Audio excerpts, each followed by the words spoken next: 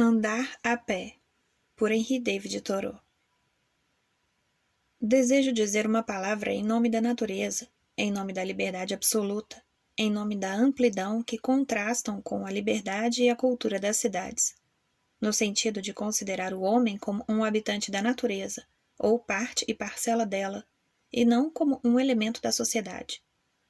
Desejo fazer uma exposição vasta e, se puder, a farei enfática, pois existem muitíssimos campeões da civilização. Não só o ministro e as congregações das escolas, mas todos vós a tomareis em consideração.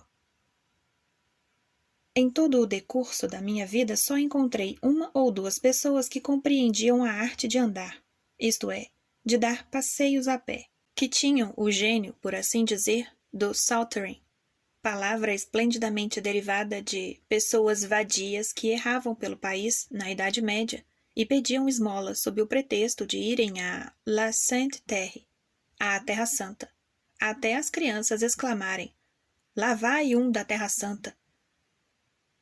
Os que nunca vão à Terra Santa nas suas peregrinações, como pretendem, são, em verdade, meros vadios e vagabundos. Mas os que lá vão ter são sauteres, no bom sentido que tenho em vista.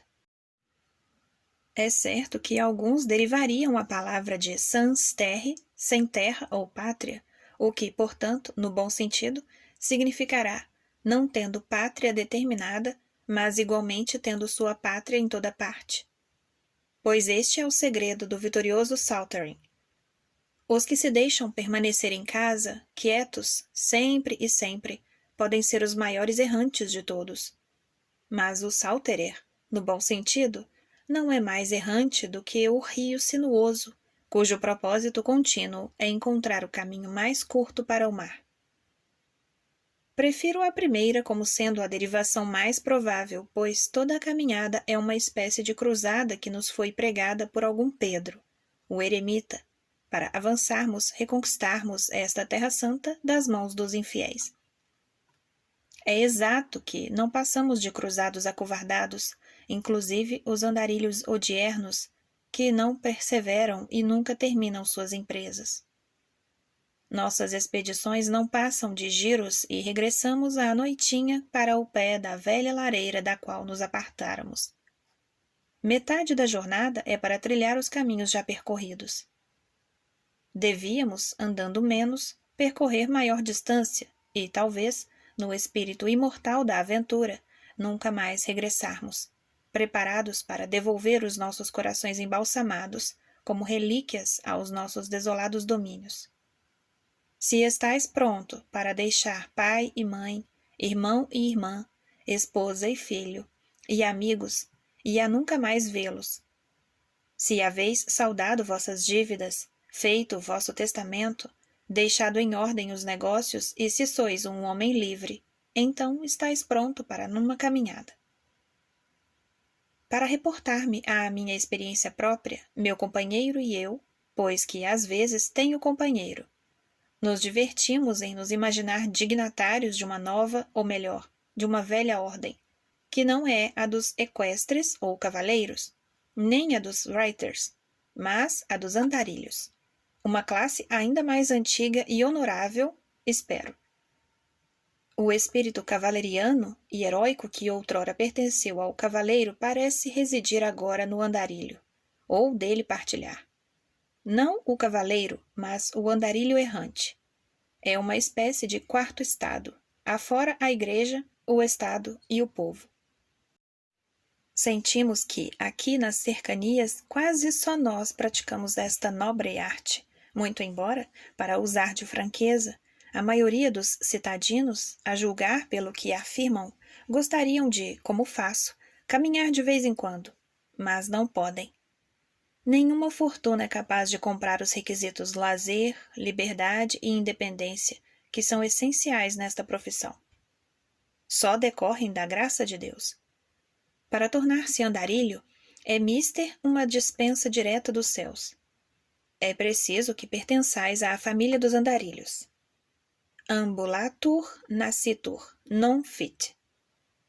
Vários dos meus citadinos, é certo, Podem lembrar-se de algumas caminhadas que me descrevem e que fizeram há 10 anos e nas quais tiveram a felicidade de se perderem na floresta durante apenas meia hora. Mas sei muito bem que se bitolaram sempre na estrada real, apesar do que possam afetar de desejo de pertencer a esta classe de escola. Não há dúvida de que se entusiasmaram por um momento pelas reminiscências atávicas, quando até eles eram habitantes das florestas e contraventores. Quando ele entrou na Floresta Verde, numa manhã jovial, aí ouviu o gorjeio suave dos felizes pássaros cantando. De há muito, disse Robin, aqui estive pela última vez. Detenho-me um pouco para atirar na corça fugitiva. Acho que não posso conservar a saúde e o espírito sem passar no mínimo 4 horas por dia. E o comum é passar mais do que isso. Saltering pelas matas, colinas e campos, absolutamente isento de todas as obrigações mundanas. Quando às vezes me recordo de que os mecânicos e os caixeiros permanecem em seus postos não apenas toda a manhã, mas toda a tarde também, muitos dos quais de pernas cruzadas, como se as pernas tivessem sido feitas para sobre elas nos sentarmos e não para sobre elas ficarmos de pé e caminharmos. Julgo-os merecedores de louvor por não terem todos, de há muito, praticado o suicídio. Eu que não posso ficar em casa um único dia que não tenha algum emperro e quando, às vezes, dava uma escapula para um passeio à última hora, ou seja, às 4 da tarde, hora demasiado tardia para redimir o dia, quando as sombras da noite já começavam a mesclar-se com a luz do dia, sentia-me como se houvesse cometido um pecado a cuja expiação devia sujeitar-me. Confesso que me estarrece a capacidade de resistência, para nada falar da insensibilidade moral dos meus vizinhos, que se confinam em lojas e escritórios o dia inteiro, e isso durante semanas, meses e anos, sim, quase seguidos. Não conheço a qualidade do estofo de que são feitos, pregados lá às 3 da tarde, como se fossem 3 horas da madrugada. Bonaparte pode falar da coragem das 3 horas da madrugada, que nada é diante da coragem que pode sentar-se folgadamente a toda essa hora da tarde, em frente a alguém que se viu, toda a manhã, matar de fome uma guarnição a que nos prendem fortes laços afetivos. Espanta-me o fato de que, por essa hora, seja entre as 4 e 5 da tarde, demasiado tardia para os jornais matutinos, e muito cedo para os vespertinos, não haja uma explosão generalizada que se faça ouvir de ponta a ponta da rua e que arremesse aos 4 cantos toda uma série de concepções antigas de vida e de manias, de modo que, refrescando-se, o mal possa curar-se. Como podem as mulheres, que permanecem em casa muito mais que os homens, tolerar tal situação? Eu ignoro. Mas possuo fundamentos para conjecturar que a maioria não a tolera de modo algum. Quando numa tarde de começo do verão nos detivemos para bater o pó da barra dos nossos casacos, diante daquelas casas de frontispícios genuinamente dóricos ou góticos, e que sugerem um ar de abandono, o meu companheiro sussurrou que, a essas horas, os moradores já estariam todos deitados. É então que eu aprecio a beleza e a glória da arquitetura, que nunca se recolhe, mas que está sempre do lado de fora, erguida, montando guarda aos que dormem. É certo que o temperamento e, sobretudo, a idade muito influem no assunto. À medida que um homem envelhece, aumenta sua capacidade de levar uma vida sedentária, trabalhando em casa. Torna-se vespertino em seus hábitos quando se vai aproximando a noite da vida, até que, finalmente, só sai de casa pouco antes do pôr do sol e, em meia hora, dá todas as voltas de que necessita. Mas o andar de que falo eu nada tem a ver com exercício, nem a isso se destina. Não é como o remédio que os doentes tomam a determinadas horas, nem como os halteres para o desenvolvimento muscular. É antes o motivo e a aventura do dia. Se quiserdes exercícios, procurai as fontes de vida. Imaginai um homem levantando halteres para cultivar saúde, quando as fontes dela estão borbulhando nos prados longínquos desprezados por ele. Sobretudo, deveis caminhar como um camelo, o qual, ao que sabemos, é o único animal capaz de ruminar em marcha.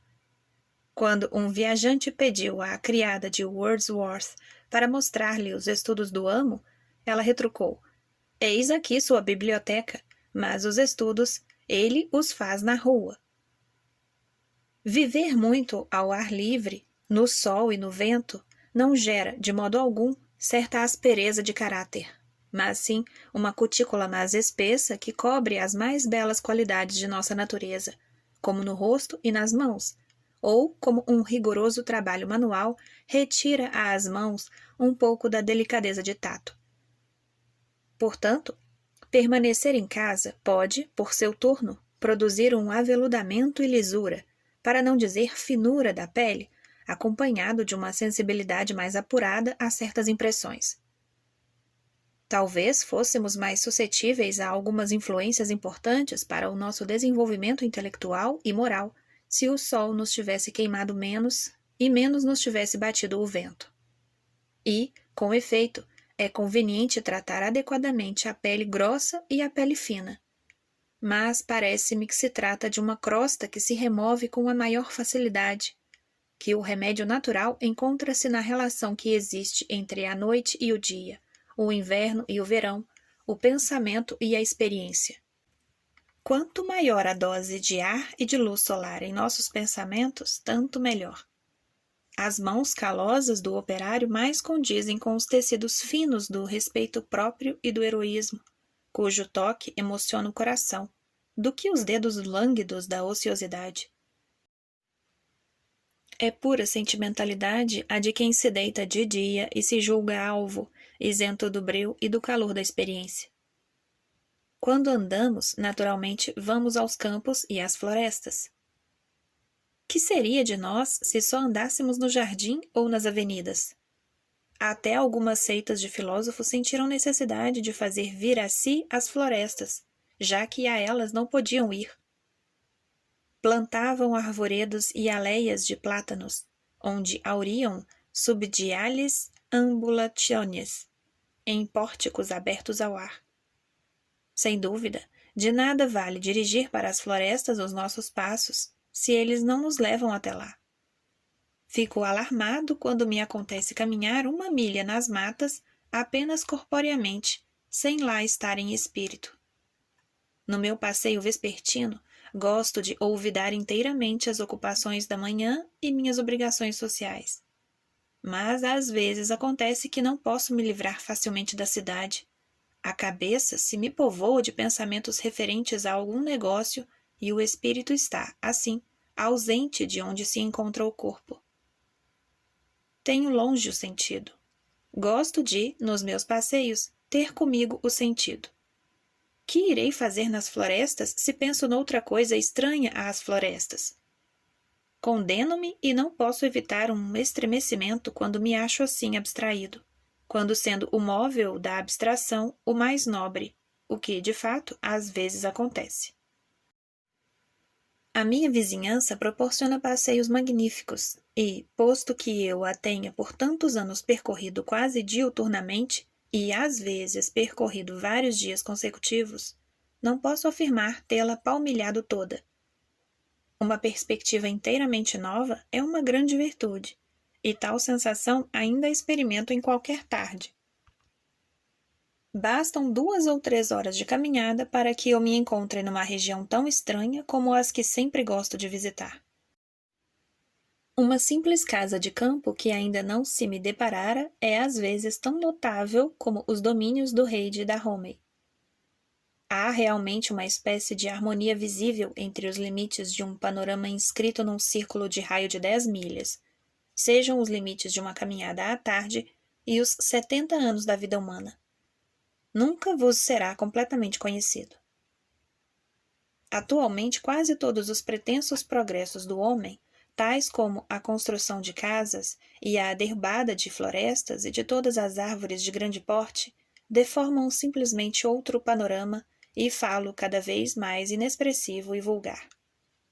Ah, um povo que iniciasse a destruição dos marcos e deixasse intactas as florestas. Eu vi os marcos meio queimados, seus tocos perdidos no meio do prado e certo miserável mundano cuidando dos seus limites como administrador, enquanto que o céu havia baixado até ele, que não percebia a movimentação graciosa dos anjos em torno, mas procurava um velho buraco no meio do paraíso. Encarei novamente e vi-o de pé em meio de um pau infernal cercado de demônios. E havia encontrado seus limites exatos, 3 pequenas pedras onde haviam fixado uma estaca. Olhando melhor, vi que o príncipe das trevas era o administrador.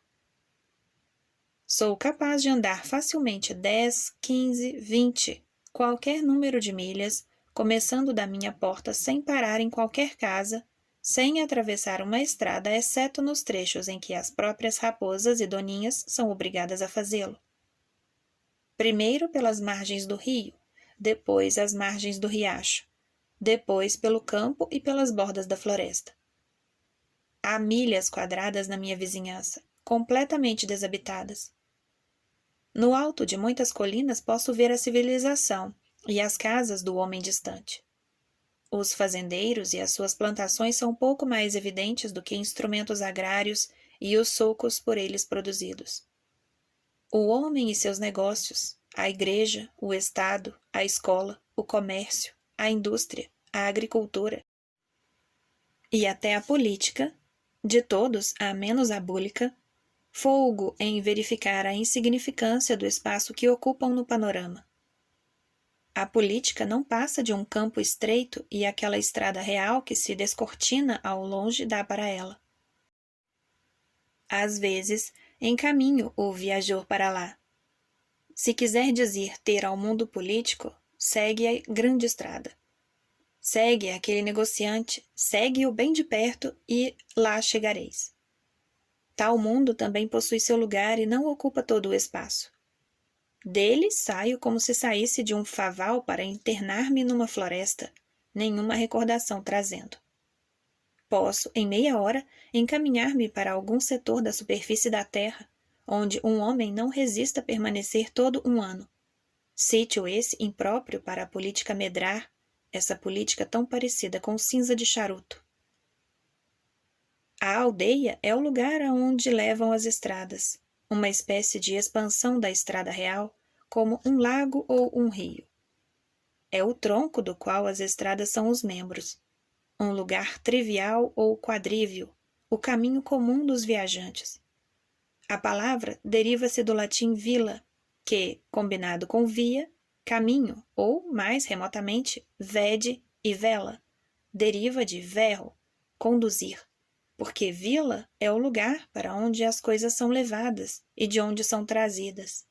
Os que ganhavam a vida carreando animais eram chamados velaturam facere. Daí também, presumivelmente, o vocábulo latino vilis e o nosso vil. Também vilém. Isto sugere a espécie de degenerescência a que se entregavam os aldeões. Estropiam-se com a movimentação alheia através e sobre eles, sendo que eles próprios permanecem imóveis. Alguns nem andam, outros transitam pelas estradas reais, uns poucos caminham através de quadras de terras. As estradas destinam-se aos cavalos e aos negociantes. Não as perlustro muito, porque não tenho pressa de alcançar qualquer taberna ou armazém, ou estrebaria, a que elas conduzem. Para caminhar, sou como um bom cavalo, não um cavalo de estrada. O paisagista, para representar uma estrada, usa a figura de um homem. Eu não serviria para modelo de tal figuração. Saio para a natureza assim como os velhos profetas e poetas Manu, Moisés, Homero e Chaucer nela penetravam. Podeis denominá-la América, mas não é América.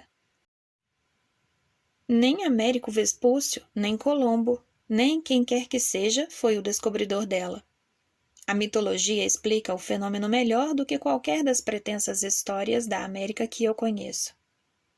Existem, é certo, poucas estradas velhas que devemos palmilhar com resultado, como se levassem a alguma parte, agora que são praticamente descontínuas.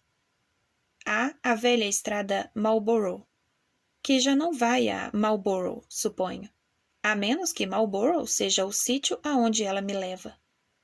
Ouso citá-la aqui porque presumo que em todas as cidades haja uma ou duas pontes semelhantes. Presentemente, nesta vizinhança, a maior parte da terra não constitui propriedade particular. O panorama não tem dono e o caminhante desfruta de ampla liberdade. Mas, possivelmente, dia virá em que a terra será retalhada nas chamadas granjas, nas quais meia dúzia de privilegiados terão, com exclusividade, o seu recreio, quando se multiplicarão as cercas e armadilhas e outros engenhos inventados para confinarem os homens nas estradas públicas, sendo que o caminhar sobre a superfície da terra de Deus implicará em trespassar os limites de algum cavalheiro. Gozar uma coisa com exclusividade significa excluir a vós mesmos do verdadeiro gozo dela. Melhoremos, pois, as nossas oportunidades antes que surjam os maus dias. Que será que, às vezes, tanto nos dificulta determinar o destino a dar aos nossos passos? Creio na existência de um magnetismo sutil na natureza, o qual, se cedermos inconscientemente, nos levará ao caminho acertado. Não nos é indiferente seguir este ou aquele caminho. Há o caminho certo, mas a negligência e a estupidez muito nos sujeita a seguir o caminho errado. Muito gostaríamos de dar aquele passeio que ainda não encetamos neste mundo real e que simboliza perfeitamente o atalho que adoraríamos percorrer no mundo interior e ideal. E, às vezes, não há dúvida, temos dificuldade em escolher a nossa direção, por não a termos discernido bem em nosso pensamento. Quando saio de casa para um passeio, ainda indeciso quanto à direção que meus passos deverão tomar, e submeto a decisão ao meu instinto, descubro que, estranho como pareça, final e inexoravelmente, dirijo-me para sudoeste, no sentido de alguma floresta determinada, ou prado, ou campo aberto, ou colina. A agulha da minha bússola é lenta para acertar.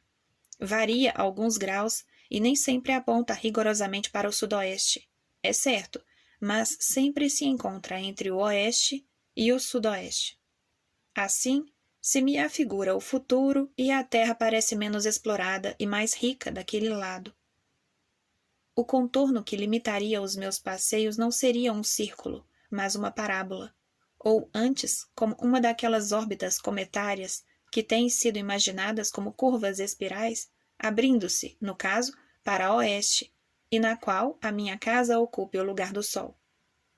Às vezes, volteio, irresoluto, durante um quarto de hora, até que me decido, pela milésima vez, pela caminhada para o sudoeste ou oeste. Para leste, só vou forçado, mas para oeste vou de boa vontade. Lá nada tenho que fazer.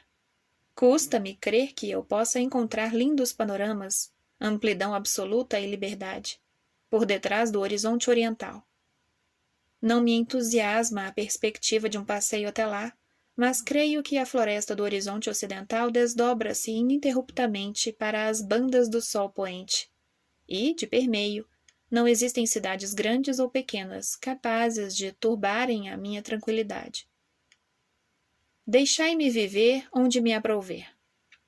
Deste lado temos a cidade, do outro o deserto, e cada vez me desprendo mais da cidade para mais pertencer ao deserto. Não me ateria tanto a este assunto não fora a minha crença de que algo parecido ocorre aos meus patrícios, constituindo mesmo sua tendência predominante. Devo caminhar para o Oregon e não para a Europa. Nesse mesmo sentido movimenta-se a nação e posso afirmar que a humanidade avança de leste para oeste. Testemunhamos nestes poucos anos o fenômeno de uma migração do sudoeste na colonização da Austrália, mas este se nos apresenta como um movimento retrógrado e, a julgar pelo caráter moral e físico da primeira geração de australianos, ainda não demonstrou se foi realmente uma experiência vitoriosa. Os tártaros orientais acham que nada existe a oeste, além do Tibete. Lá acaba o mundo, afirmam eles. Nada existe além, senão um mar sem fim. É no leste absoluto que eles vivem. Dirigimo-nos para leste para realizar a história e estudar as obras de arte e a literatura, buscando as origens da raça. Para oeste, encaminhamo-nos como que para o futuro, com um espírito de empreendimento e de aventura. O Atlântico é um rio do inferno, o qual, quando o singramos, nos proporciona a oportunidade de esquecer o velho mundo e suas instituições. Se não lograrmos êxito desta vez, talvez haja outra oportunidade para a raça posterior, antes que ele atinja as margens do Estige, que é o rio infernal do Pacífico, e tem 3 vezes a largura daquele. Ignoro a significação que possa ter, ou até que ponto seja uma evidenciação de singularidade um indivíduo consentir que os seus passos coincidam em direção com o movimento geral migratório da raça. Mas sei que algo da mesma natureza do instinto migratório dos pássaros e dos quadrúpedes que, em alguns exemplos, sabe-se ter afetado a família dos esquilos, impelindo-os a um movimento geral e misterioso tão vasto que, segundo o testemunho de alguns, foram vistos atravessando os rios mais largos, cada qual arribado no seu cavaco individual, a cauda erguida à guisa de vela e, com seus semelhantes mortos, levantando pontes para a travessia de riachos mais estreitos. Que alguma coisa, como o furor que afeta na primavera o gado de propriedade particular e que se atribui a um verme que dá na cauda, afeta não só as nações como os indivíduos, quer perenemente, quer de tempos em tempos. Nenhum bando de gansos selvagens vê-se cacarejando em nossa cidade e essa circunstância, de um certo modo, desvaloriza a propriedade local. E, se eu fosse corretor, levaria em conta a deficiência. Todos os crepúsculos que contemplo inspiram-me o desejo de ir para um oeste tão distante e tão belo como aquele dentro do qual mergulha o sol, que parece migrar diariamente para oeste e nos tenta a segui-lo. Ele é o pioneiro do grande ocidente, a quem as nações seguem. Sonhamos toda a noite com aqueles contornos de colinas no horizonte, posto que sejam formados apenas de vapor e tenham sido antes encandecidos com os raios solares. A ilha da Atlântida e as ilhas e jardins das Hespérides, uma espécie de paraíso terrestre, parecem ter sido o grande oeste dos antigos, envolvido em mistério e poesia.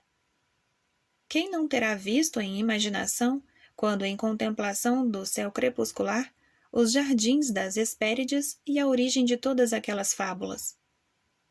Colombo sentiu a tendência do imperativo para o oeste com maior intensidade do que qualquer pessoa anteriormente. Cedeu a tal força invisível e descobriu um novo mundo para Castela e Leão. A multidão de homens naqueles dias sentia a fragrância suave dos prados distantes. Abre aspas. E o sol poente alongou a sombra das colinas, depois mergulhou na baía ocidental. Ele ergueu-se e abotoou o manto azul, e seguiu para as frescas matas e tenros prados. Fecha aspas. Em que parte do globo pode encontrar-se uma área de igual extensão da ocupada pelo volume dos nossos estados, tão férteis e tão ricos, de produções as mais variadas, e onde tão bem se adaptam os europeus? Michaux, que só conhecia uma parte deles, afirma que as espécies de árvores gigantescas são muito mais numerosas na América do Norte do que na Europa.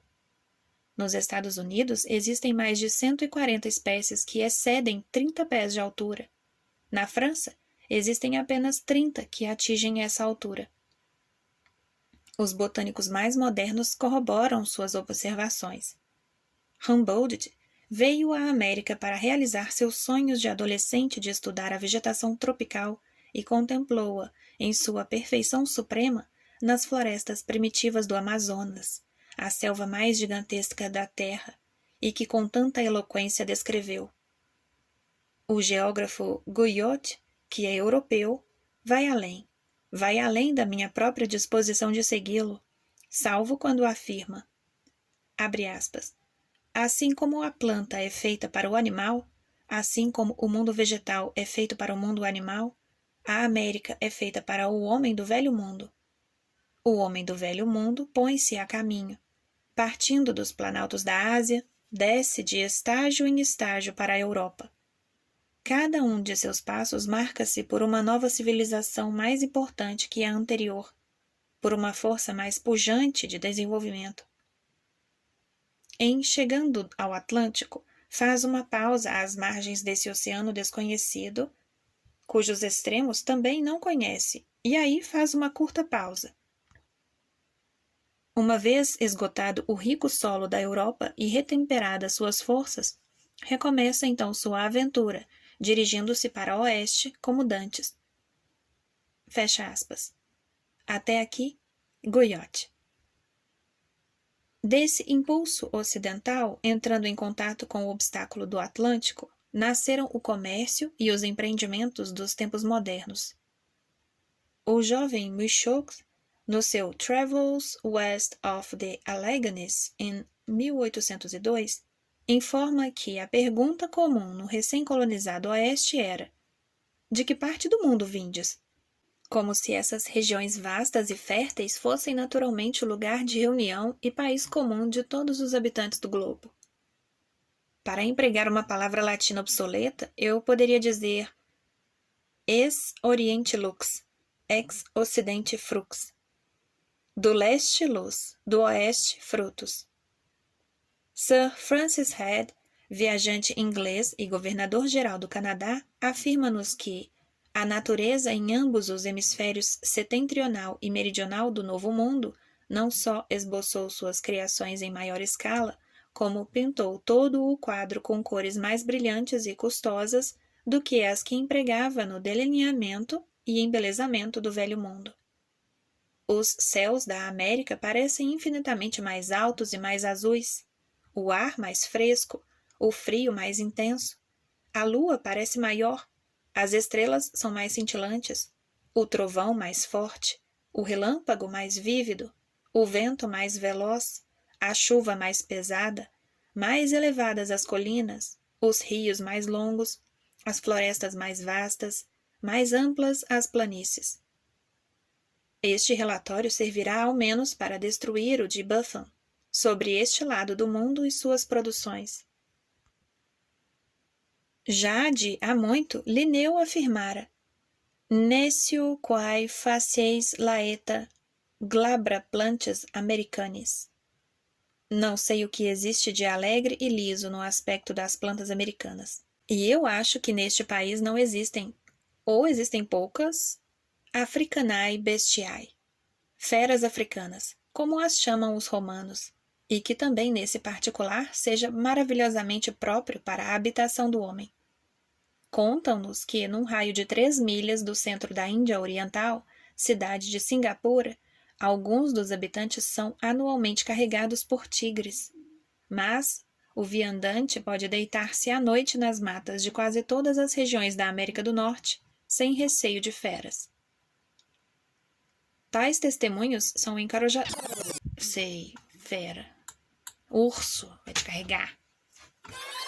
Tais testemunhos são encorajadores. Se a lua aqui parece maior do que na Europa, provavelmente também o sol parece maior. Se os céus da América parecem infinitamente mais altos e as estrelas mais cintilantes, confio em que esses fatos simbolizam as elevações a que a filosofia, a poesia e a religião dos seus habitantes poderão alçar-se um dia. Pelo menos, talvez os céus imateriais parecerão tão altaneiros quanto o espírito americano e as constelações cintilantes na mesma intensidade. Pois sou dos que creem na influência do clima sobre o homem, como algo existente no ar das montanhas que nutre o espírito e inspira. O homem não se desenvolverá intelectualmente a maiores perfeições na mesma proporção que o faz fisicamente, sob tais influências? Ou Em nada importará o número de dias nublados que contar na sua existência? Sou de opinião que seremos mais imaginativos, que os nossos pensamentos serão mais lúcidos, mais frescos e mais etéreos, como os nossos céus. Nosso entendimento mais compreensivo e amplo, como as nossas planícies. Nosso intelecto, geralmente, numa maior escala, como nosso trovão, nossos raios e montanhas e florestas, e os nossos corações hão mesmo de corresponder em extensão, profundidade e grandeza aos nossos mares continentais.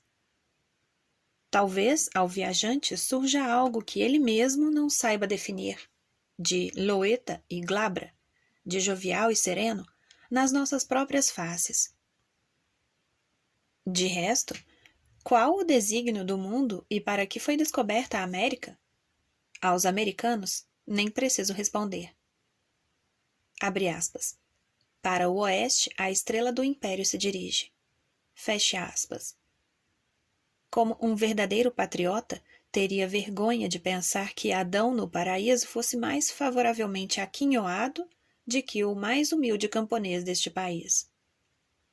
Nossas inclinações em Massachusetts não se confinam à Nova Inglaterra. Posto que sejamos do sul, inclinamo-nos pelo oeste. Aí situa-se o lar dos irmãos mais novos, como entre os escandinavos punham-se ao mar em busca de seus bens. É demasiado cedo para estudarmos hebraico. É mais importante compreendermos até a gíria dos nossos dias. Há alguns meses fui ver um panorama do Reno. Era como um sonho da Idade Média. Deixei-me flutuar ao longo do seu caudal histórico em algo mais que imaginação, sob pontes construídas pelos romanos e consertadas por heróis posteriores. Passei por cidades e castelos cujos próprios nomes soavam como música aos meus ouvidos, e cada uma das quais foi motivo para uma lenda. Havia Ehrenbreitstein, Rolandsbeck e Koblenz, as quais eu só conhecia pela história. Tratava-se de ruínas que particularmente me interessavam. Dir-se-ia que subia de suas águas e das colinas cobertas de era e dos vales uma música surda como a dos cruzados partindo para a Terra Santa. Eu flutuava avante sob a égide do encantamento como se fora transportado a uma idade heróica e como se houvera respirado uma atmosfera de magnanimidade. Logo a seguir fui ver um panorama do Mississippi, e ao passo que me encaminhava rio acima à luz do dia e via os barcos fazendo provisões de lenha, contei as cidades nascentes, encarei as ruínas frescas de Nauvoo, contemplei os índios que atravessavam o córrego, dirigindo-se para o oeste, e, como anteriormente eu houvera observado o Moselle, agora observei o Ohio e o Missouri, e atentei para as lendas de Dubuque e das escarpas de Winona, ainda cuidando mais do futuro do que do passado ou do presente. Vi que este era o córrego do Reno, de espécie diferente, que as fundações dos castelos ainda estavam por ser lançadas e as famosas pontes sobre o rio ainda por serem construídas.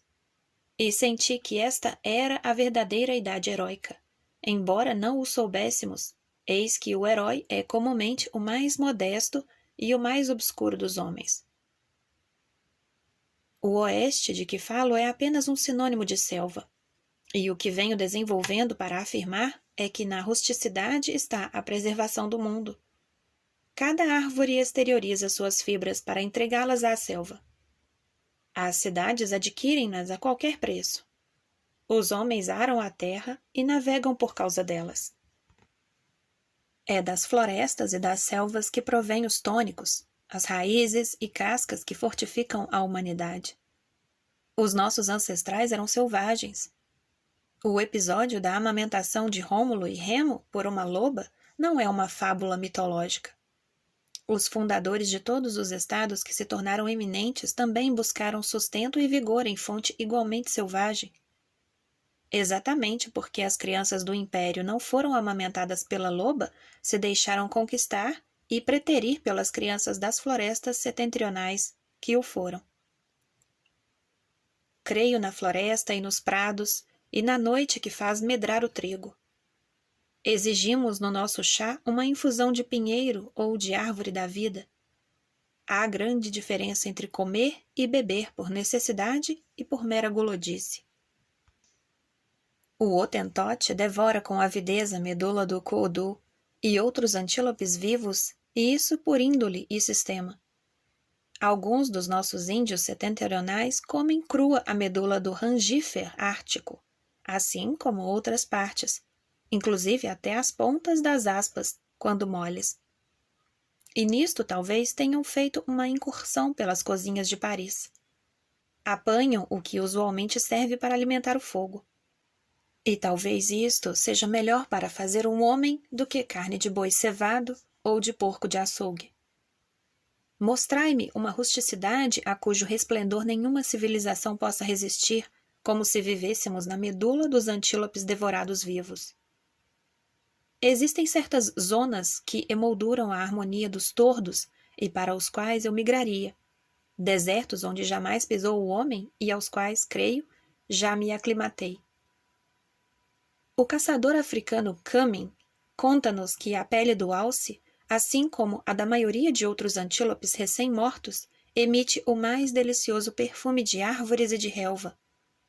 Gostaria que todos os homens fossem tanto como um antílope selvagem e tanto uma parte e parcela da natureza que a sua própria pessoa anunciasse aos nossos sentidos a sua presença e nos lembrasse dos setores da natureza que mais frequentaram. Não sinto nenhum desejo de ser satírico. Quando afirmo que o casaco do armadilheiro exala o odor de almíscar, para mim, constitui um aroma muito mais agradável do que o que comumente exala da roupa do comerciante ou do cientista. Quando vou ter a um guarda-casaca destes homens e pego em suas roupas, nada me sugere as planícies enrelvadas e os prados em flor que eles percorreram, mas antes lembram as prosaicas trocas comerciais e as bibliotecas. Uma pele tisnada é algo mais que respeitável, e talvez seja mais adequada para um homem a cor oliva do que a cor branca, uma alienígena.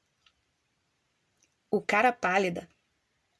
Não me admira que o africano tivesse compaixão dele, afirma Darwin, o naturalista. Abre aspas.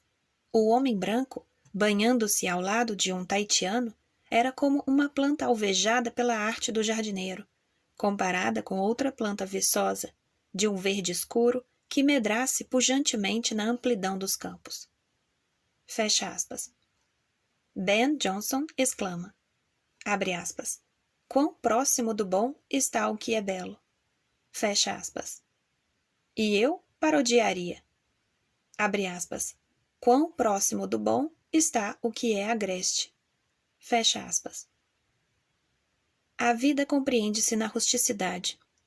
O mais vivo é o mais selvagem. Posto que ainda não subjugada pelo homem, a selva o retempera.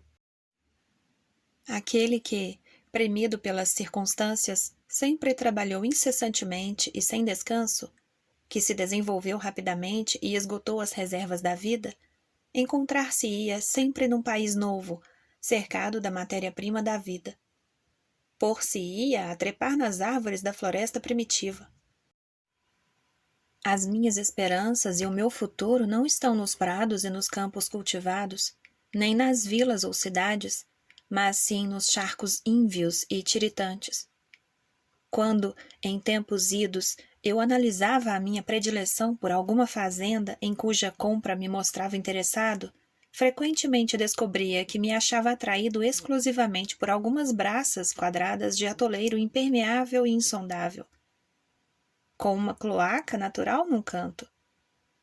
Essa era a espécie de joia que me deslumbrava. Para minha subsistência, retiro muito mais dos pântanos que circundam a minha cidade natal do que das hortas cultivadas da aldeia. Não existem mais belos canteiros para os meus olhos do que as densas quadras de Andrômeda anã, que cobre esses pontos tenros da superfície da terra. A botânica só cumpre fornecer-me os nomes dos arbustos que aí vicejam, o mirtilo, a andrômeda, a azaleia e a ródora, todos encontradiços no charco tiritante.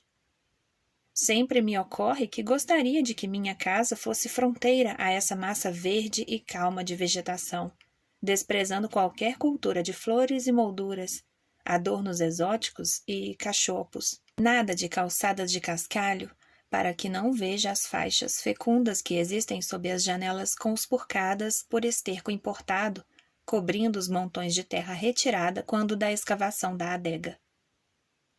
Por que não colocar a minha casa, a minha sala, atrás desse lugar, ao invés de colocá-la atrás de um aglomerado estéril de curiosidades, daquela pobre justificação de uma natureza, a arte, a que denomino meu jardim?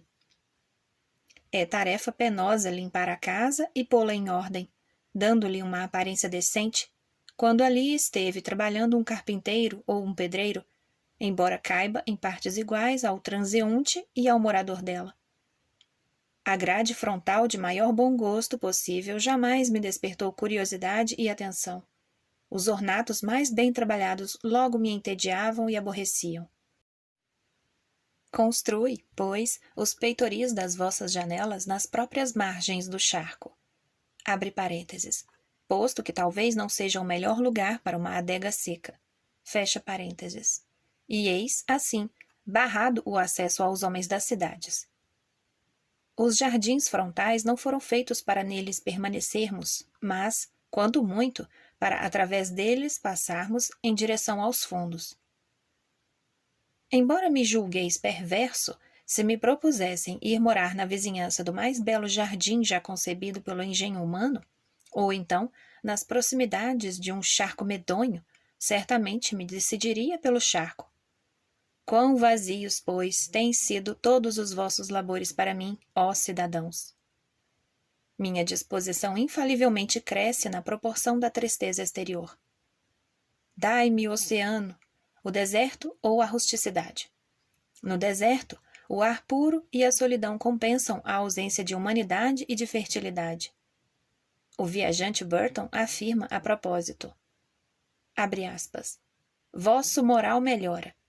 Tornai-vos francos e cordiais, hospitaleiros e sinceros. No deserto, as bebidas espirituosas só excitam aborrecimento. Só existe gozo profundo numa existência puramente animal. Fecha aspas. Os que de há muito viajam pelas estepes da Tartária declaram, abre aspas, ao reentrar em terras cultivadas, a agitação, a perplexidade e a balbúrdia da civilização nos oprimia e sufocava. O ar parecia nos faltar e nos sentíamos a todo instante como que prestes a morrer de asfixia. Fecha aspas.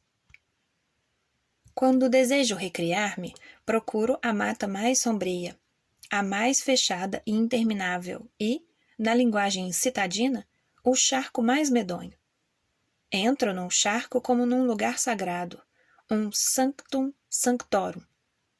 Lá encontra-se a força, a essência da natureza. A mata agreste cobre a areia virgem, e o mesmo solo serve para os homens e para as árvores.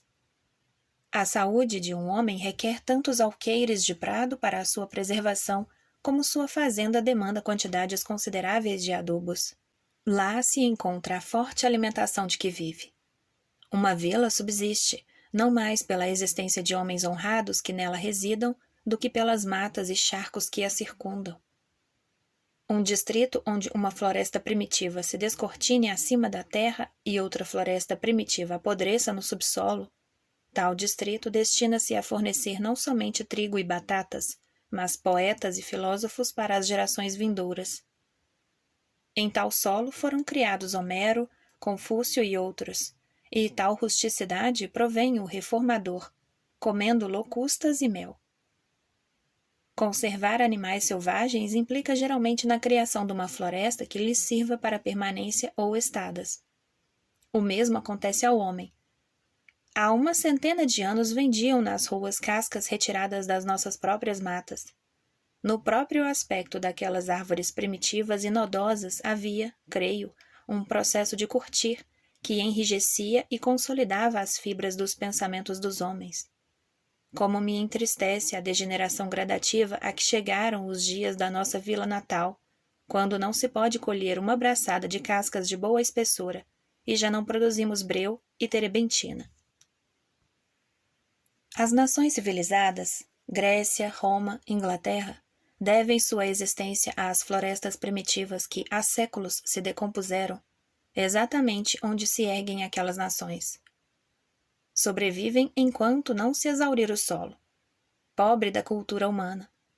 Pouco se deve esperar de uma nação quando se extingue a fonte vegetal e que é compelida assim a fazer adubo dos ossos dos seus ancestrais. Então o poeta mantém-se unicamente com o fluxo abundante de sua adiposidade e o filósofo volve às suas tíbias cruzadas. Diz-se ser incumbência dos americanos trabalhar o solo virgem e que a agricultura aqui já assume proporções não conhecidas em qualquer outra parte. Penso que o fazendeiro demite o índio precisamente porque este reivindica as terras e se faz assim mais forte e, de um certo modo, mais natural. Há dias, punha-me a demarcar para um homem uma simples linha reta de 132 varas de comprimento, através de um pântano em cuja entrada podiam ter sido escritas as palavras que Dante leu no vestíbulo das regiões infernais. Abre aspas. Despojai-vos de toda a esperança, ó vós que entrais. Fecha aspas. Isto é, de jamais sair. Onde, de uma feita, vi meu patrão enterrado até o pescoço, nadando pela vida na sua propriedade, posto que ainda fosse inverno. Ele ainda possuía outro pântano semelhante que, de modo algum, eu pude medir, pois que se encontrava inteiramente submerso e ainda, com relação a um terceiro pântano, cujo levantamento fiz à distância, observou-me que, fiel aos seus instintos, em hipótese alguma dele se desfaria, por causa da lama aí existente.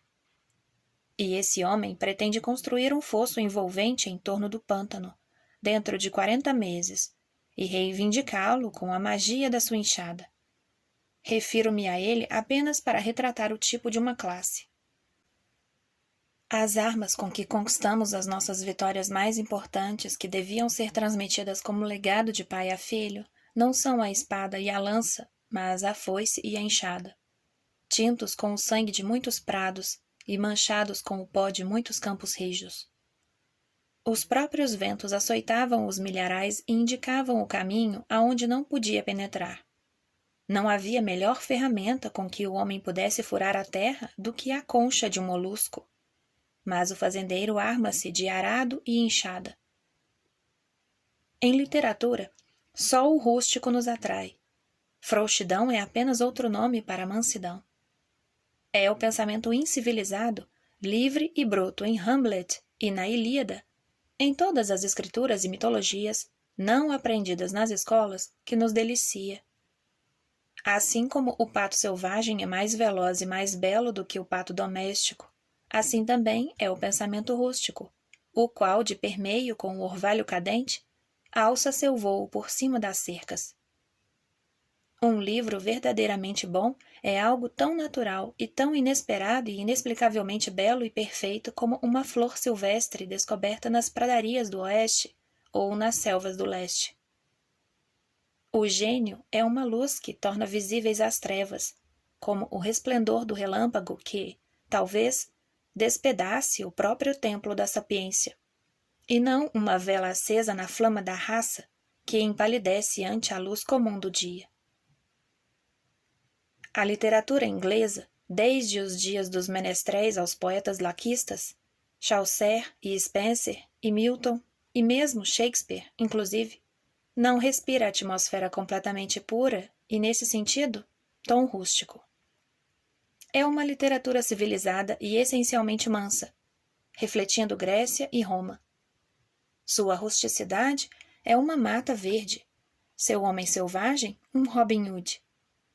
Há abundância de amor genial da natureza, mas não tanto da verdadeira natureza. Suas crônicas dão-nos conta de quando seus animais selvagens, e não o homem selvagem, tornaram-se extintos. A ciência de Humboldt é uma coisa, a poesia é outra coisa. O poeta de hoje, em que pesem todas as descobertas da ciência e os conhecimentos acumulados da humanidade, não apresentam vantagem sobre Homero. Onde se encontra a literatura que dá expressão à natureza? Seria bom poeta aquele que pudesse imprimir os ventos e os rios em sua obra, para falarem por ele. Aquele que fixasse as palavras às suas significações primitivas, assim como os fazendeiros enterram estacas no oitão que a geada fendeu. Aquele que deduzisse suas palavras sempre que as empregasse, transplantava-as para as suas páginas ainda com terra aderente às raízes. Aquele cujas palavras fossem tão verdadeiras, frescas e naturais que pareceriam expandir-se como os botões de rosa à aproximação da primavera, embora permanecessem meio sufocados entre duas folhas fétidas numa biblioteca. Sim, florescer e ostentar fruto lá, segundo sua espécie, anualmente, para o leitor fiel, em harmonia com a natureza ambiente. Não tenho conhecimento de qualquer poesia que possa citar e que expresse convenientemente esta ternura pelo rústico. Que se aproxime desse estilo, o que há de melhor é medíocre. Não sei onde encontrar em qualquer literatura, antiga ou moderna, qualquer notícia que me encha daquela natureza com a qual estou ambientado. Percebereis que exijo alguma coisa que nenhuma idade, de Augusto ou de Elizabeth, que nenhuma cultura, em suma, pode me dar. A mitologia aproxima-se desse ideal mais do que qualquer coisa. Em que natureza muito mais fértil não tem suas raízes a mitologia grega do que a literatura inglesa. A mitologia é o fruto que o velho mundo produziu antes de se exaurir o seu solo, antes que a fantasia e a imaginação fossem afetadas pela praga, e que ainda produz onde seu vigor primitivo não se abate. Todas as outras literaturas resistem apenas como os olmos, que sombreiam as nossas casas, mas isto é como a grande árvore dragão das Antilhas, tão velha como a humanidade e, verdade ou não, resistirá a tempo igual, pois a decadência de outras literaturas prepara o solo sobre o qual ela florescerá. O Oeste prepara-se para juntar suas fábulas às de Leste. Os vales do Ganges, o Nilo e o Reno, tendo dado tanto de si, resta ver-se o que os vales do Amazonas, o Prata, o Orenoco, o São Lourenço e o Mississippi produzirão. Talvez quando, no decurso dos séculos, a liberdade americana se houver tornado uma ficção do passado, como de um certo modo é uma ficção do presente, os poetas do mundo serão inspirados pela mitologia americana. Os mais rústicos sonhos dos homens selvagens não são os menos verdadeiros, posto que não se possam recomendar ao senso comum de hoje dos ingleses e americanos. Não é toda verdade que se recomenda ao senso comum.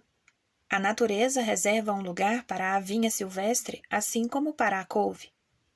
Algumas expressões da verdade são reminiscentes, outras meramente sensíveis, como a frase e outras proféticas.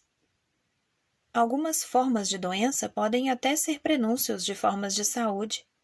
O geólogo descobriu que as figuras de serpentes, grifos, dragões voadores e outros fantásticos embelezamentos de brasões têm seus protótipos nas formas de espécies fósseis que foram extintas antes da criação do homem, e, daí, indicam um conhecimento fraco e sombrio de um prévio estágio de existência orgânica.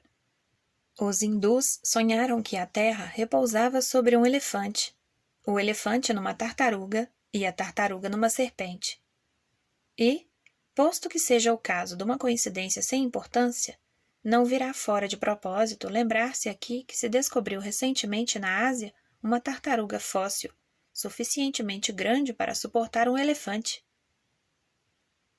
Confesso-me suspeito no que tange a estas fantasias do agreste, que transcendem a ordem do tempo e a do progresso. São o recreio mais sublime do intelecto. A perdiz ama a ervilha, exceto a que com ela vai para a panela. Enfim, tudo o que é bom é agreste e livre. Existe algo numa nota musical, seja produzido por um instrumento ou pela voz humana?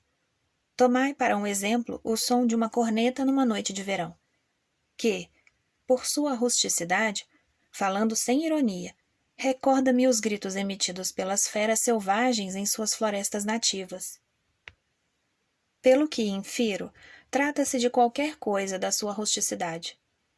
Dai-me para amigos e vizinhos homens selvagens, e não civilizados. A rusticidade do selvagem é apenas um pálido símbolo da terrível ferocidade que preside à sociabilidade dos homens e dos amantes. Gosto de presenciar os animais domésticos reafirmarem seus direitos de nascimento, uma certa prova de que não perderam totalmente seus hábitos e vigor originais. Como, por exemplo, quando a vaca do meu vizinho evade-se do pasto no começo da primavera e nada intrepidamente no rio, um caudal frio e acinzentado, de 25 a 30 varas de largura, avolumado pelo degelo. É o búfalo atravessando o Mississippi. Tais proezas, aos meus olhos, conferem alguma dignidade aos rebanhos, já dignificados. As sementes do instinto são conservadas por tempo indeterminado sob o couro espesso do gado e dos cavalos, quais sementes no ventre da terra. O gado, quando se recreia, o faz inesperadamente. Presenciei, de uma feita, uma manada de 12 bois e vacas que corriam e pulavam incontrolavelmente, como se fossem ratos gigantescos, como se fossem gatos até. Davam de cabeça, erguiam os rabos, precipitavam-se para o cume de uma colina e daí desciam também velozmente. E eu notei, pelas suas aspas, assim como pela sua atividade, o parentesco com a família dos veados. Mas, ai deles, um grito repentino, oa! Arrefeceria o seu ardor imediatamente. Reduzi-los-ia de animais vivos a carne comestível e enrijeceria seus flancos e tendões como uma locomotiva. Quem, senão o anjo mau, gritou oa! À humanidade. Com efeito, a vida do gado, como a de muitos homens, é apenas uma espécie de locomoção. Movimentam um flanco de cada vez e o homem, com sua maquinaria, encontra em meio caminho o cavalo e o boi. Qualquer parte que for tocada pelo chicote torna-se paralítica, de conseguinte. Quem poderia pensar num flanco de qualquer dos elementos da família dos felinos, como falamos de um flanco de carne verde? Folgo que os cavalos e corcéis morram antes que sejam feitos escravos dos homens e que os próprios homens tenham ainda reservado alguma aveia brava para semear antes que se tornem membros submissos da sociedade. Sem dúvida, nem todos os homens são igualmente assimiláveis pela civilização e, posto que a maioria, como cães e carneiros, sejam mansos por natureza e hereditariedade, esta não é a razão para que os outros tenham a sua índole contrariada e se reduzam ao mesmo nível. De um modo geral, os homens são iguais, mas foram feitos diversos para que pudessem ser vários. Se se trata de apresentar uma qualidade comum, o homem fará quase ou exatamente tão bem quanto o outro. Se uma qualidade superior, a sobrevalência individual deve ser considerada. Qualquer homem pode obstruir um buraco para prevenir a penetração do vento, mas nenhum outro homem teria se utilizado com tanta felicidade de uma ilustração como o autor desta. Confúcio afirma, abre aspas, as peles do tigre e do leopardo, quando curtidas, são como as peles do cão e do carneiro curtidas. Fecha aspas. Mas não é a cogitação de uma verdadeira cultura domesticar tigres, nem tornar ferozes os carneiros. E o melhor emprego delas não é, com efeito, o curti-los para a manufatura de calçados. Ao correr os olhos por uma lista de nomes de homens numa língua estrangeira, como de oficiais militares ou de autores que escreveram sobre um assunto especial, advirto-me mais uma vez de que nada existe num nome. O nome Menschikoff, por exemplo, nada ostenta em si mais humano aos meus ouvidos do que um varredor e pode até pertencer a um rato. Assim como são para nós os nomes dos poloneses e dos russos, assim são os nossos para eles. É como se eles tivessem sido chamados por uma rima infantil. Vejo em imaginação uma horda de criaturas selvagens acotovelando-se sobre a terra e a cada uma o pastor atribui algum som estrangeiro em seu próprio dialeto.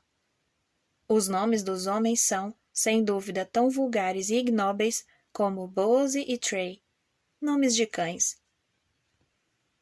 Acho que haveria alguma vantagem para a filosofia se os homens fossem apelidados apenas em conjunto, como são conhecidos. Seria necessário apenas conhecer a espécie e talvez a raça ou variedade para conhecer o indivíduo. Não estamos propensos a crer que todo soldado de um exército romano tivesse nome próprio individual, porque não supomos que ele tivesse caráter próprio. Presentemente, nossos únicos verdadeiros nomes são alcunhas. Conheci um menino que, devido à energia característica, foi chamado Intrépido pelos companheiros e este suplantou seu nome de batismo. Alguns viajantes contam que o índio a princípio não recebia nome, mas o adquiria e seu nome era a sua reputação. E, em algumas tribos, recebia um novo nome com cada façanha. É doloroso quando um homem ostenta um nome por mera conveniência. Não conquistou nenhum nome ou reputação. Não concordo que simples nomes façam distinções, mas visualizam os homens em bandos, malgrado eles. Não será um nome conhecido que se afigurará menos estranho um homem. Pode ser dado a um selvagem que mantenha em segredo seu próprio título de guerra, conquistado na floresta. Todos nós temos no nosso interior um selvagem intrépido e um nome selvagem é, por certo, algures, considerado nosso. Observo que o meu vizinho, que apresenta Guilherme ou Edwin como o epíteto de família, despe-o com a jaqueta. O nome não lhe adere quando adormecido ou indignado, ou quando exaltado por uma paixão ou por uma inspiração. Parece-me ouvir pronunciado por algum parente seu, uma vez ou outra, seu nome selvagem original, em algum jargão ou mesmo em algum idioma melodioso. E aqui está esta nossa mãe, gigantesca, selvagem e ululante, a natureza, omnipresente, com tal beleza e tal afeto pelos filhos como o leopardo. E, todavia, dela nos desmamamos tão cedo para a sociedade, para essa cultura que consiste exclusivamente no entrosamento de homem a homem, uma espécie de criação recíproca, de que resulta, no máximo, uma simples nobreza inglesa, uma civilização destinada à duração efêmera. Na sociedade, nas melhores instituições dos homens, é fácil deter-se uma certa precocidade. Quando ainda devêramos ser crianças, já fomos rapazolas. Dai-me uma cultura que apresente muito esterco nos prados e que se origine das profundezas do solo, e não uma que tenha vicejado à custa de fertilizantes artificiais e de ferramentas modernas e de processos novos, tão somente. Tenho ouvido falar de muitos pobres estudantes, enfermos dos olhos, os quais se desenvolveriam mais rapidamente, não só intelectual, mas fisicamente, se, em vez de se deitarem tão tarde, se recolhessem honestamente mais cedo. Pode existir um excesso mesmo de luz nascente. O francês Niespe descobriu o actinismo, essa força existente nos raios do sol que produz um efeito químico. As rochas de granito, as estruturas de pedra e as estátuas de metal são todas igualmente passíveis das nocivas irradiações do astro e, graças às reservas da natureza, não menos maravilhosa, não se esfacelam ao mais delicado toque do mais débil dos agentes do universo. Mas ele observou que os corpos que sofreram essa mudança à luz do dia tinham o poder de restaurar-se às suas condições primitivas durante as horas noturnas, quando tal influência já sobre elas não atuava. E com isso se inferiu que as horas de trevas são tão necessárias aos corpos inorgânicos como sabemos serem a noite e o sono necessários ao reino orgânico. Por isso, também a lua não brilha todas as noites, pois que dá lugar à escuridão. Sou de opinião que todos os homens não se devam cultivar mais do que os alqueires de terra. Seja uma parte semeada, mas a maior parte seja reservada em pradarias e florestas, não só para servir a um uso imediato, mas ainda como previsão para um futuro distante, tendo-se em vista as devastações florestais constantes. Além das letras inventadas por Cadmus, ainda existem outras que as crianças devem aprender. Os espanhóis possuem um bom termo para expressar esse conhecimento rústico e obscuro: gramática parda, uma espécie de dito provinciano tirado do mesmo leopardo a que me referi antes. Ouvimos falar numa sociedade pró-difusão de conhecimentos úteis. Sabe-se que o conhecimento é força ou coisa semelhante. Sou de opinião que seja de igual mister uma sociedade pró-difusão de ignorância útil, a que chamaremos belo conhecimento, um conhecimento útil, num sentido mais elevado, pois que é a maioria dos nossos gabados pretensos conhecimentos, senão a presunção de que sabemos algo e que nos priva das vantagens de nossa real ignorância? Aquilo a que chamamos conhecimento é, nas mais das vezes, a nossa positiva ignorância. Positiva ignorância é o nosso conhecimento negativo.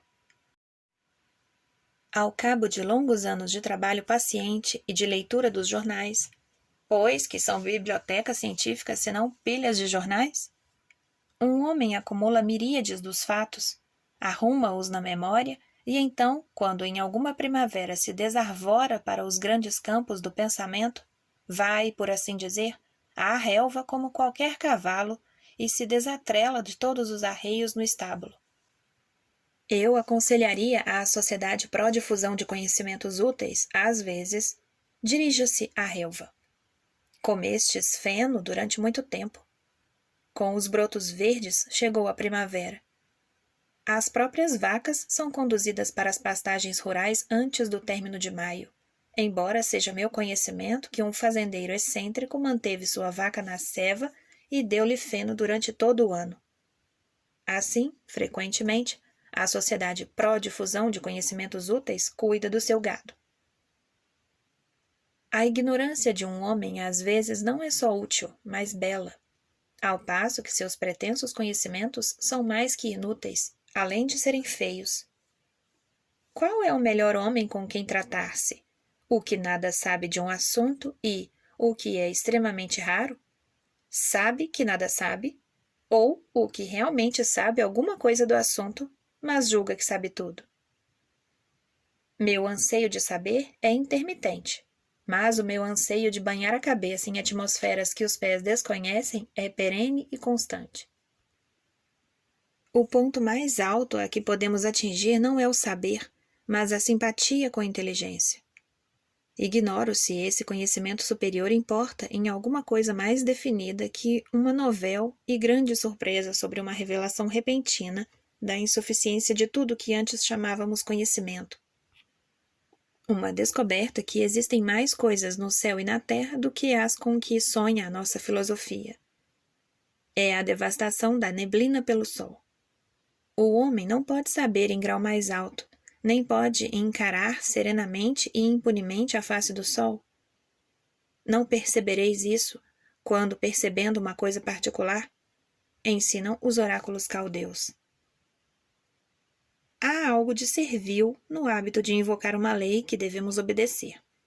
Podemos estudar as leis por conveniência própria, mas uma vida vitoriosa não conhece leis. É, de certo, uma descoberta infeliz a de uma lei que nos obriga, sabendo-se que antes ignorávamos que éramos obrigados. Vivei livre, filho da neblina, e, com respeito ao saber, somos todos filhos da neblina. O homem que escolhe viver na liberdade é superior a todas as leis em virtude da relação existente entre si e o legislador. É dever ativo, afirma o Vishnu Purana. O que não é pelo nosso enclausuramento é saber o que for pela nossa liberação. Qualquer outro dever é bom apenas para entediar. Todos os outros conhecimentos são apenas a habilidade de um artista. Notável a escassez de acontecimentos ou crises existentes nas nossas histórias. Pouco exercitados de espírito temos sido nós. Quão poucas são as experiências que temos amassado. Gostaria de assegurar-me que me desenvolvo a olhos vistos e pujantemente, embora o meu próprio desenvolvimento perturbe essa frouxa equanimidade. embora seja com luta através de noites longas, sombrias e sufocantes, ou zonas de sombras. Bom seria se todas as nossas vidas fossem até uma tragédia divina, em vez dessa comédia ou farsa trivial. Dante, Bunyan e outros parecem ter se exercitado em espírito mais que nós. Infligiram-lhes uma espécie de cultura que os nossos colégios e escolas distritais não infundem. Até Maomé, embora muitos escarneçam do seu nome, teve muito mais por que viver, sim, e por que morrer, do que eles.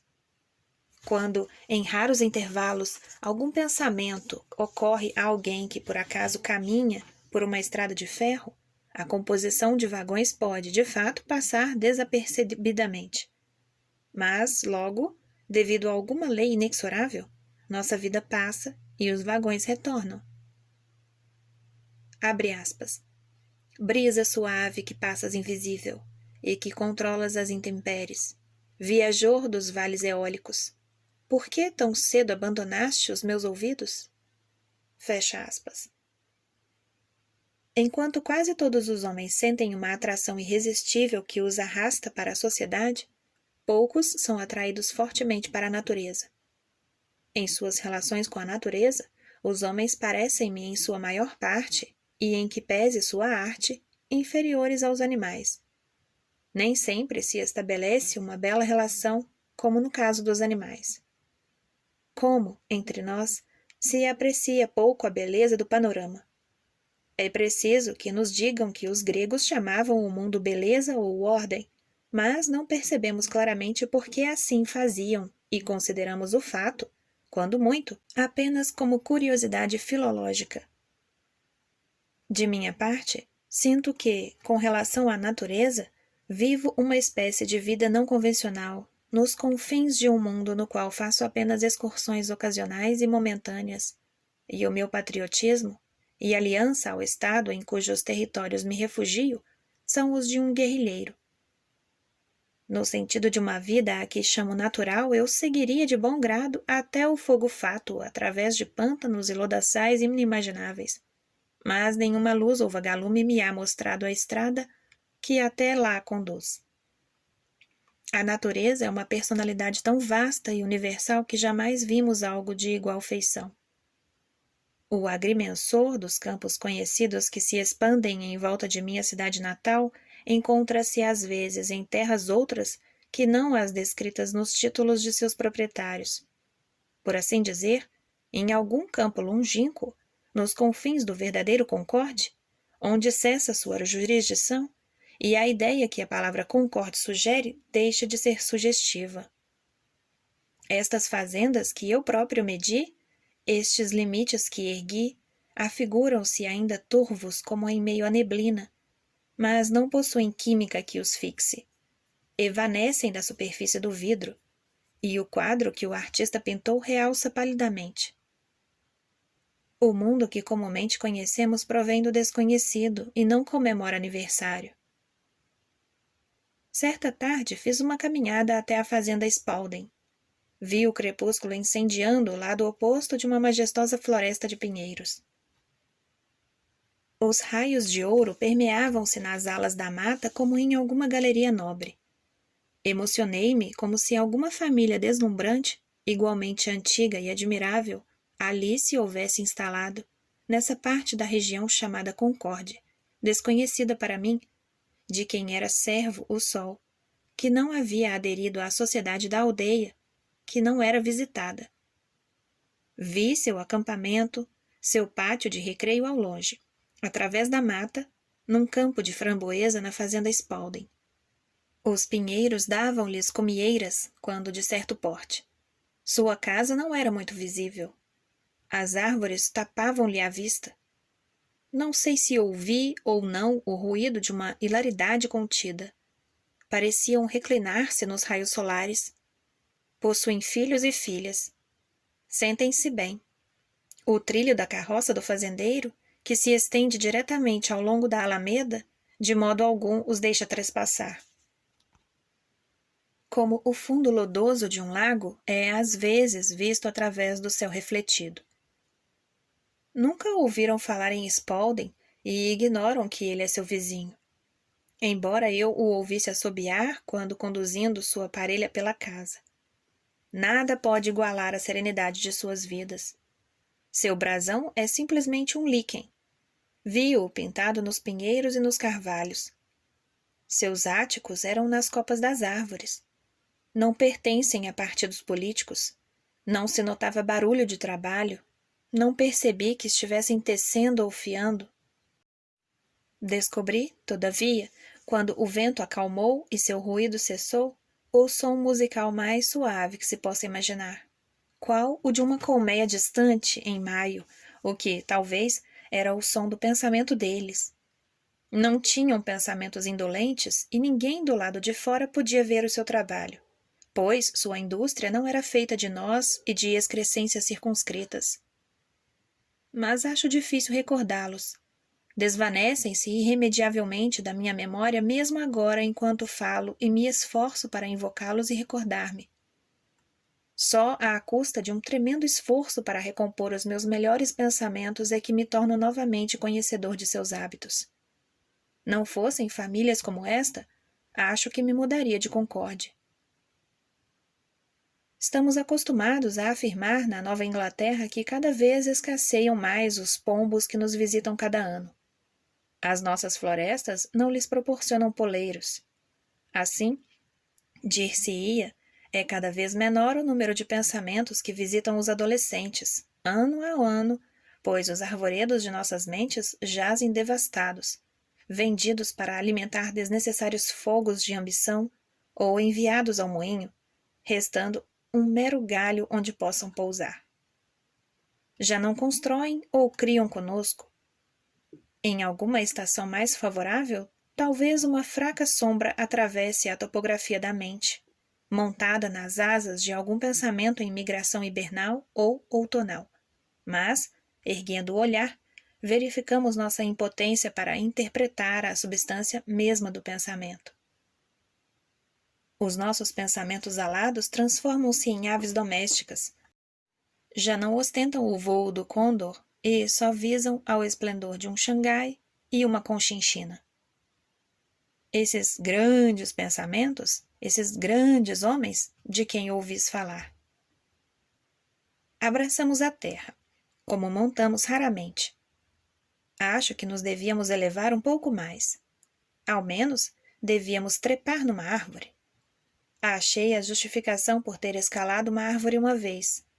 Era um pinheiro branco muito alto, no cume de uma colina.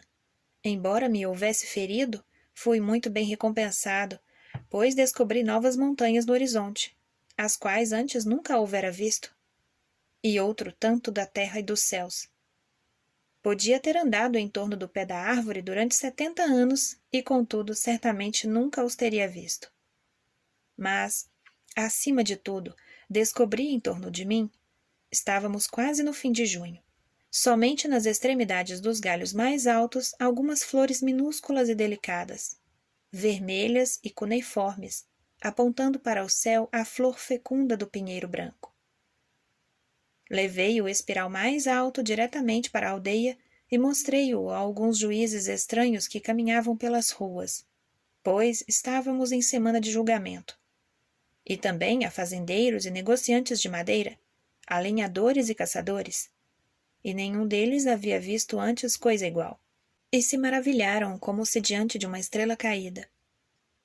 Falai de arquitetos antigos, dando acabamento às suas obras de mais difícil acesso, no topo das colinas com tanta perfeição como nas partes mais baixas e mais visíveis. A natureza, de início, fez crescer os brotos minúsculos da floresta apenas no sentido do céu, acima das cabeças dos homens e despercebidos destes. Só visualizamos as flores que jazem sob os nossos pés, nos prados. Os pinheiros desenvolveram seus delicados brotos nos galhos mais altaneiros da floresta, sobre as cabeças não só dos filhos vermelhos da natureza, como dos seus filhos brancos. Todavia, raramente um fazendeiro ou caçador os terão visto. Não podemos deixar de viver o presente, sobretudo. É abençoado dentre todos os mortais aquele que não perde um momento sequer da vida atual na contemplação do passado. É anacrônica a nossa filosofia, se não mandar que ouçamos o galo cantar nos celeiros da redondeza. Esse som comumente nos recorda de que estamos ficando enferrujados e antiquados em nossas ocupações e hábitos de pensamento. Já a sua filosofia aproxima-se mais dos tempos modernos do que a nossa. Envolve algo de sugestão que constitui um testamento mais novo, a doutrina que se coaduna com o momento presente. Ele não ficou na retaguarda. Tem se levantado cedo e cedo costuma dormir, e chegar onde chegou significa estar sazonando, na mais proeminente hierarquia do tempo. É uma expressão da saúde e vigor da natureza, uma bravata para todo o mundo. Jovialidade como a de uma fonte incontida, um novo manancial das musas para comemorar este último momento de tempo. Onde ele reside não foi aprovada nenhuma lei contra escravos fugitivos. Quem não delatou seu senhor muitas vezes desde a última vez em que ele ouviu aquele aviso? O mérito do esforço deste pássaro reside na sua independência de tudo o que é melancólico. O cantor pode comover-nos facilmente arrancando-nos lágrimas ou gargalhadas. Mas onde está o que nos pode inspirar uma alegria matinal genuína? Quando entregue a profundas meditações melancólicas, quebrando o silêncio medonho das nossas calçadas de madeira, em um domingo, ou, talvez, quando numa vigília há um morto, ouço cantar um galo, longe ou perto. Penso comigo mesmo. Há, enfim, um de nós em paz. E, com um suspiro rápido, volto a mim. Tivemos um notável crepúsculo certa tarde do último novembro. Eu vagava por um campo, fonte de um pequeno riacho, quando o sol finalmente atingiu um extrato isolado no horizonte. Isto num dia frio e cinzento, e justamente momentos antes de pôr-se, e a mais branda e brilhante luz solar desencadeou-se sobre a relva seca, sobre os troncos das árvores do horizonte oposto e sobre as folhas dos arbustos de carvalhos da colina, enquanto as nossas sombras alongadas se projetaram no campo em direção de leste, como se fôramos os únicos obstáculos aos seus raios. Tal era a luz que momentos antes não a poderíamos ter imaginado, e a atmosfera também era tão morna e serena que nada faltava para que do prado se fizesse o paraíso. Quando refletimos que aquele não era um fenômeno isolado que nunca mais se repetisse, mas que aconteceria sempre no infindo número de tardes, e que embalaria a mais tardia criança que lá aparecesse, o espetáculo tornou-se ainda mais glorioso. O sol recolhe-se em algum prado retirado, onde não se vê casa, com toda a glória e esplendor que prodigaliza às cidades e talvez, como nunca dantes, se pôs. Onde existe apenas um solitário falcão cujas penas se douram em sua luz, ou apenas um jagunço olhando da cabana e algum pequeno riacho de águas toldadas, em meio ao pântano, ainda muito próximo de sua nascente, circundando lentamente um toco em decomposição. Caminhávamos numa luz tão pura e brilhante, dourando a relva e folhas ressequidas, tão suave e serenamente cintilante, que imaginei nunca antes ter me banhado em semelhante fonte de ouro, isenta de qualquer ondulação ou murmúrio. O lado ocidental de cada mata e as colinas resplandeciam como os confins do Elísio, e o sol em nossas costas parecia um pastor gentil, conduzindo-nos para a casa tardinha. Assim, vagamos para a Terra Santa, até que um dia o sol brilhe com mais intensidade do que jamais brilhou. Brilhe talvez em nossos espíritos e corações e ilumine inteiramente as nossas vidas com uma forte luz de alerta, tão quente, serena e dourada como numa colina no outono. Final da leitura do livro Andar a Pé, por Henri David Thoreau. Obrigada pela companhia.